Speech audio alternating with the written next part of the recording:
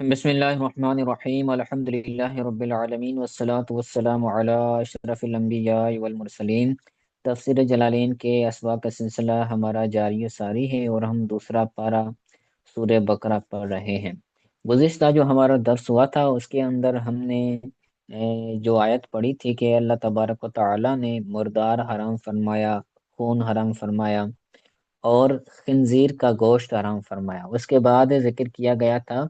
کہ جو اللہ کے علاوہ، جس کو ذبح کرنے کے وقت اللہ کے علاوہ نام لیا گیا ہو تو وہ بھی کیا ہے، حرام ہے۔ اللہ تبارک تعالیٰ نے اس کو بھی حرام فرمایا ہے۔ تو اس کے اندر بعض لوگ جو بد مذہب ہوتے ہیں وہ اس سے یہ بیان کرتے ہیں کہ جو اہل سنت والجماعت 11ویں کرتے ہیں، میلاد کرتے ہیں، عرس کرتے ہیں، تو یہ سارا کا سارا حرام ہے، کیونکہ وہ غیر اللہ کے نام پر کرتے ہیں اور غیر اللہ کے نام پر جانوروں کو ذبح کرتے ہیں۔ تو ان کا یہ اعتراض، یہ قول سراسر غلط اور باطل ہے۔ وہ اس طرح کہ جو ہم کسی بزرگ کا عرس کرتے ہیں، 11ویں شریف کرتے ہیں، اور اس وقت ہم جو اس جانور کو ذبح کر رہے ہوتے ہیں، تو کبھی بھی کوئی بھی صحیح العقیدہ سنی مسلمان نہیں ہوگا کہ جو ذبح کرنے کے وقت وہ غیر اللہ کا نام لے۔ نہ وہ حضور کا نام لیتا ہے ذبح کرنے کے وقت، نہ کسی پیران پیر کا، نہ کسی ولی اللہ کا نام لیتا ہے، بلکہ جب ذبح کرنے کے وقت وہ اللہ ہی کا نام لیتا ہے، وہ اللہ اکبر بسم اللہ پڑھ کر اس جانور کو ذبح کرتا ہے۔ اور یہاں پر جو آیت میں مراد ہے وہ ہے ذبح کرنے کے وقت غیر اللہ کا نام لینا۔ ذبح کرنے کے وقت غیر اللہ کا نام لینا، یہ جب لیا جائے گا تو جانور حلال ہو جائے گا، کیونکہ ہم نے یہاں پر احلال کی تعریف بھی پڑھی۔ احلال کا مطلب ہوتا ہے ذبح کرنے کے وقت آواز کو بلند کرنا۔ آگے لکھا ہے نا ان دا ذبح لآلتما، کیونکہ وہ جو تھے وہ اپنے بتوں کے لیے ذبح کرنے کے وقت اپنے معبودوں کا، اپنے بتوں کا نام بلند کرتے تھے کہ یہ میرا جو جانور ہے یہ فلاں بت کے لیے، میرا یہ جو جانور ہے یہ فلاں بت کے لیے۔ تو ذبح کرنے کے وقت اگر کوئی بندہ غیر اللہ کا نام لے گا، چاہے وہ کسی نبی کا نام لے، چاہے وہ کسی ولی کا نام لے، تو بھی وہ جانور حرام ہو جائے گا۔ اہل سنت والجماعت کبھی بھی ہرگز ایسا نہیں کرتے۔ جو بھی جانور 11ویں کا ہو، میلاد کا ہو، عرس کا ہو، وہ نسبت ہوتا ہے غیر اللہ کے ساتھ۔ ذبح کرنے کے وقت اللہ ہی کا نام لیا جاتا ہے، غیر اللہ کا نام نہیں لیا جاتا۔ جی یہ سمجھ آیا؟ جی الحمدللہ سر۔ جی تو اب اس کے بعد مستثنا والی صورتیں بیان کر رہے ہیں، جو کہ آج کا ہمارا سبق ہے، تو اس کو شروع کرتے ہیں۔ کتنے فماند اضطر غیر باغ ولا عاد فلا اسم علیہ ان اللہ غفور رحیم۔ شروع کے اندر آیت اللہ تبارک و تعالیٰ نے فرمایا کہ بے شک اللہ نے حرام کیا ہے تم پر مردار کو، خون کو، اور خنزیر کے گوشت کو، اور اس جانور کو جس پر غیر اللہ کا نام ذبح کرنے کے وقت لیا گیا۔ اب استثناء والی صورتیں بیان کر رہے ہیں کہ اگر کوئی بندہ حالت مجبوری میں ہو، حالت اضطرار میں ہو، اس کے پاس کچھ کھانے کے لیے نہ ہو، یہی چیزیں ہوں جو بیان کی گئی آیت کے اندر، تو اب وہ بندہ کیا کرے؟ کہتے ہیں فَمَنِ اضْطُرَّ غَيْرَ بَاغٍ، جو بندہ مجبور کیا گیا، جو بندہ مجبور کیا گیا ہو، یعنی جو مجبوری کی حالت میں ہو، غیر باغن، وہ باغی نہ ہو۔ یہاں پر باغن کو دو طرح سے بیان کیا گیا ہے۔ یہاں پر تفسیر جلالین کے اندر باغی سے مراد وہ بغاوت کرنے والا مراد لیا گیا ہے، اور تفسیر جلالین کے اندر اس کی وضاحت کے اندر کہا گیا ہے کہ یہ باغن کا مطلب ہے کہ خواہش کرنے والا نہ ہو، جو بندہ مجبور کیا گیا ہو اس کی خواہش نہ ہو، پسند نہ ہو، ولا عادن، اور وہ حد سے بڑھنے والا بھی نہ ہو تو فلا اسم علیہ، تو اب اس پر کوئی گناہ نہیں ہے، وہ یہ جانور کھا سکتا ہے، چاہے مردار کھائے، چاہے خون کھائے پیے، چاہے جو ہے وہ خنزیر کا گوشت کھائے، تو اب اس پر کوئی گناہ نہیں ہے۔ ان اللہ غفور الرحیم، بے شک اللہ تبارک و تعالی بخشنے والا اور رحم فرمانے والا۔ ایک بندہ مجبور تھا، کسی بیابان علاقے میں تھا، اس کو کوئی انسان نظر نہیں آ رہا تھا، تو اب اس کے پاس مردار ہے یا کوئی خنزیر کا گوشت موجود ہے، تو اب اگر وہ کھائے گا تو اب اس پر جو ہے وہ پکڑ نہیں ہوگی، اس پر کوئی گناہ نہیں ہوگا، کیونکہ وہ مجبور ہے، اور مجبوری کے اندر جو احکامات ہوتے ہیں وہ تبدیل ہو جاتے ہیں۔ اب تفسیر کو پڑھتے ہیں، کہتے ہیں اے الجعت الضرورت الی اکل شیء، یعنی اس کو ضرورت آ پہنچی ہو اس شے کو کھانے کی طرف، مما ذکر، جو ذکر کیا گیا، مردار ہو گیا، خون ہو گیا، اور خنزیر ہو گیا، یا غیر اللہ کے نام پر جس کو ذبح کیا گیا ہے، اگر وہ ضرورت کے وقت اس کو یہ چیزیں موجود ہو تو فَأَكَلَهُ، تو اگر وہ اس کو کھائے، فَأَكَلَهُ، تو اس نے اس کو کھا لیا، غیر باغن، اس حال میں کہ وہ خواہش کرنے والا نہ ہو، یا اس حال میں کہ وہ باغی نہ ہو، یعنی خارجن علی المسلمین، یعنی مسلمانوں پر خروج کرنے والا نہ ہو۔ باغی جو ہوتا ہے وہ بادشاہ وقت کے خلاف، خلیفہ وقت کے خلاف وہ بغاوت کا اعلان کرتا ہے اور وہ شہر سے نکل جاتا ہے۔ تو اگر وہ باغی ہے اور مسلمانوں، اس کے اندر پھر نیچے اختلاف بھی آ رہا ہے، امام شافعی رحمۃ اللہ تعالی علیہ اور مالکی اور احناف، تو ان کے نزدیک، امام شافعی رحمۃ اللہ تعالی علیہ کے نزدیک، جو باغی ہے اگرچہ وہ مجبور ہو، اگرچہ وہ توبہ نہ کرے، پھر بھی وہ جو ہے پھر وہ نہیں کھا سکتا، اگر وہ بندہ باغی ہے، اور اگر وہ توبہ نہیں کرتا، جب تک وہ توبہ نہیں کرتا تب تک وہ نہیں کھا سکتا، ہاں اگر وہ توبہ کر لے تو اب وہ کھا سکتا ہے۔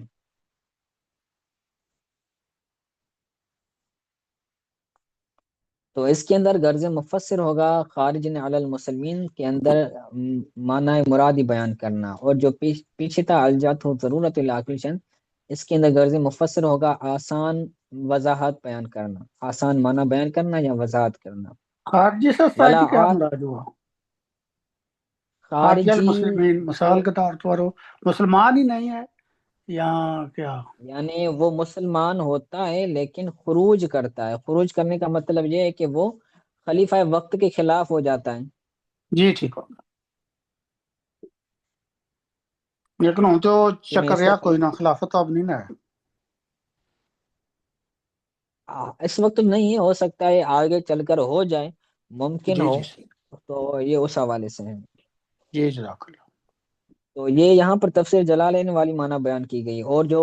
تفسیر صراط الجنان کے اندر ہے وہ اس کی معنی بیان کر رہے تھے کہ جو ہے وہ خواہش کرنے والا نہ ہو، وہ خواہش کے ذریعے اس کو نہ کریں۔ جی آگے عادن کے بعد نکلا معتدن علیہم، یعنی ان پر زیادتی کرنے والا نہ ہو، بقطع طریق، قطع راستہ کرنے، راستے کو روکنے کے ساتھ، یعنی وہ جو خارجی ہے، وہ جو باغی ہے، تو وہ مسلمانوں کا راستہ نہ روکنے والا ہو،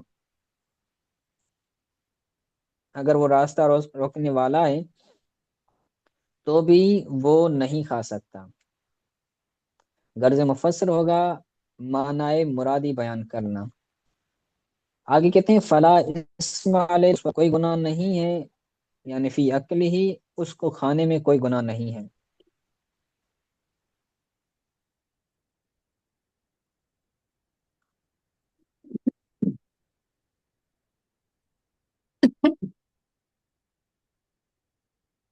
غرض مفسر ہوگا وضاحت بیان کرنا۔ ان اللہ، بے شک اللہ تبارک تعالیٰ بخشنے والا ہے، اولیاء، اپنے ولیوں کو، اپنے اولیاء کو، رحیم رحم فرمانے والا ہے، بِأَهْلِ طاعتہ اپنی طاعت کرنے والوں پر رحم فرمانے والا ہے، حیث وسع لہم فی ذالک، اس حیثیت سے کہ اللہ تبارک و تعالیٰ نے ان کے لیے اس میں وسعت فرمائی، وسع وسعت فرمائی اللہ تبارک و تعالیٰ نے اپنے طاعت کرنے والوں کے لیے اس میں۔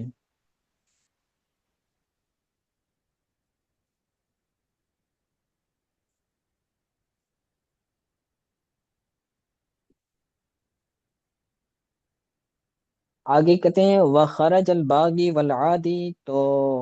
باغی اور عادی یعنی بغاوت کرنے والا اور راستہ روکنے والا، ان دونوں کو خارج کیا۔ وَيَلْحِقُ بِهِمَا كُلُّ عَاصٍ، ان دونوں کے ساتھ ہر گناہ گار شامل ہے، ملحق کے مطلب شامل ہے، بے سفری ہی کلابک، یعنی اپنے سفر کے ذریعے جو بندہ عاصی ہو وہ بھی ان کے ساتھ کیا ہے، ملحق ہے۔ اور وہ کون سا سفر کے ذریعے، وہ کون سا بندہ ہے جو گناہ گار ہوتا ہے، عاصی ہوتا ہے، کل آپ کے جیسے بھگوڑا غلام، کوئی بندہ تھا، کوئی شخص کا اس کا غلام تھا، وہ غلام اس مالک سے بھاگ گیا، اب وہ بندہ کیا کر رہا ہے، سفر کر رہا ہے، اور سفر کرنے کے دوران اس کو یہ چیزیں لائق ہو جاتی ہیں، وہ مجبور ہو جاتا ہے، تو وہ بھی بندہ عاصی ہو جائے گا، اور وہ بھی اس حکم کے اندر داخل ہوگا۔ تو جب تک وہ گھر واپس نہیں لوٹتا تب تک اس کے لیے جائز نہیں ہوگا، امام شافعی کے نزدیک۔ کتنے فلا یحل لہم اکل شیء من ذالک، تو ان کے لیے جائز نہیں ہے ان چیزوں میں سے کچھ کھانا، ان چیزوں میں سے کسی چیز کو کھانا ان لوگوں کے لیے جائز نہیں ہے، ما لم یتوب، جب تک وہ توبہ نہ کریں، جب تک وہ توبہ نہیں کریں گے تب تک وہ نہیں کھا سکتے۔ وعلیہ الشافعی، اور اس پر امام شافعی علیہ رحمہ، اس پر امام شافعی علیہ رحمہ ہیں، یعنی یہ امام شافعی علیہ رحمہ کا فرمان ہے، قول ہے۔ جی اس کا کیا منع والمکاسی، والاب کی باغی آپ لاب ایک، ہو گیا، اور جی جی والاب یہ جی رہ گیا، یہ کل عابق، عابق کا مطلب ہے بگڑا غلام، اور مکاس کا مطلب ہے جو بند جو یہ بھی غلام کی ایک قسم ہے کہ جو نافرمان ہو اور مالک سے نکل چکا ہو، مالک کے کنٹرول سے نکل چکا ہو۔ جی ٹھیک ہو۔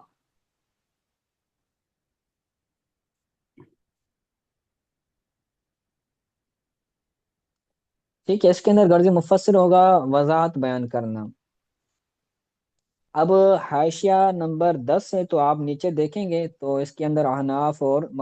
مالکیہ کا بھی مذہب بیان کریں گے۔ کہتے ہیں فمذہب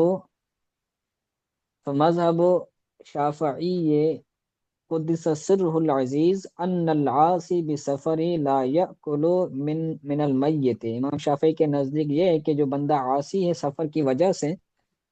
تو وہ مردار سے نہیں کھائے گا، الا ان تاب، مگر اگر وہ توبہ کرتا ہے تو اب وہ کھا سکتا ہے، توبہ نہیں کی تو نہیں کھا سکتا۔ اور بہرحال مالکیوں، امام مالک اور امام اعظم ابو حنیفہ رحمۃ اللہ تعالی علیہ کا مذہب یہ ہے کہ جو عاصی ہے سفر کرنے کی وجہ سے، تو لہ الاکل من المیت، اس کے لیے جائز ہے مردار سے کھانا، اکل من المیتۃ، مردار سے کھانا اس کے لیے جائز ہے، اگرچہ وہ توبہ نہ کرے، مجبور ہے تو اب وہ کھا سکتا ہے اگرچہ توبہ نہ کرے، یہ احناف کا مذہب ہے، احناف کا قول ہے، سمجھ تم؟ جی الحمدللہ۔ آگے کہتے ہیں ان الذین یکتمون ما انزل اللہ من الکتاب، بے شک وہ لوگ جو چھپاتے ہیں، جو لوگ چھپاتے ہیں اس کو جو اللہ نے نازل کیا کتاب میں سے، بے شک جو لوگ چھپاتے ہیں اس کو جو اللہ تبارک و تعالیٰ نے کتاب سے نازل فرمایا، یعنی کتاب جو اللہ تبارک و تعالیٰ نے نازل کی، ان کے اندر جو احکامات نازل کیے، تو ان احکامات کو جو لوگ چھپاتے ہیں، تو ان کے لیے کیا ہے آگے بیان کرتے ہیں، وَيَشْتَرُونَ بِهِ ثَمَنًا قَلِيلًا، اور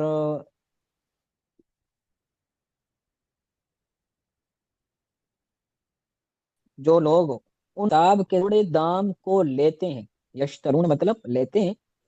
ویسے تو اس کا مطلب ہوتا ہے کسی چیز کو خرید کرنا، لیکن یہاں پر مطلب ہوگا لینا، اور وہ لیتے ہیں ان چیزوں کے عوض تھوڑے ثمن کو، تھوڑے داموں کو، یعنی وہ تھوڑے پیسے لے کر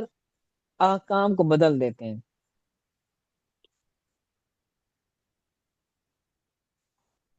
اب من الکتاب کے بعد نکلا المشتمل علی علی نعت محمد صلی اللہ علیہ وسلم، جو نبی کریم صلی اللہ علیہ وسلم کی تعریف پر مشتمل ہے، وہ چیزیں کتاب میں سے چھپاتے ہیں، وہم الیہود، اور وہ یہودی ہیں، یعنی یہودی جو تورات میں حضور کی شان تھا اور حضور کا مقام تھا اس کو چھپاتے تھے، لوگوں سے پیسے لیتے تھے، اور جو ہے وہ احکامات کو چھپا دیتے تھے۔ غرض مفسر ہوگا وضاحت بیان کرنا، یعنی وہ جو ماں تھا نا، ما انزل اللہ، تو اس کی وضاحت کرنا، مراد بیان کرنا غرض مفسر ہوگا۔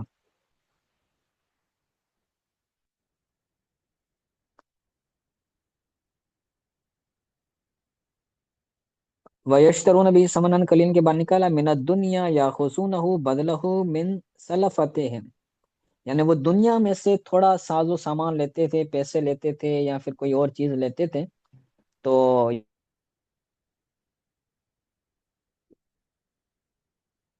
نہ وہ دنیا کو لیتے تھے بدلہ فتح کاروں سے، اپنے تابع داروں سے، اپنے پیروکار لوگوں سے، وہ ان احکام کے بدلے میں، ان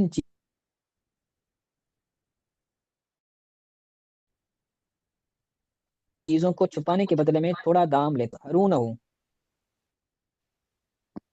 فلا یجہرون، تو وہ اس نعت کو، حضور کی تعریف کو، حضور کی شان کو ظاہر نہیں کرتے تھے۔ کیوں نہیں کرتے تھے؟ خوف فوتی ہی علیہم، ان اپنے پیروکاروں پر اس پیسوں کے، اس دنیا کے ختم ہونے کے خوف کی وجہ سے، یہ مفعول لہو بنے گا کہ اگر ہم حضور کی شان بیان کریں گے تو سب لوگ چلے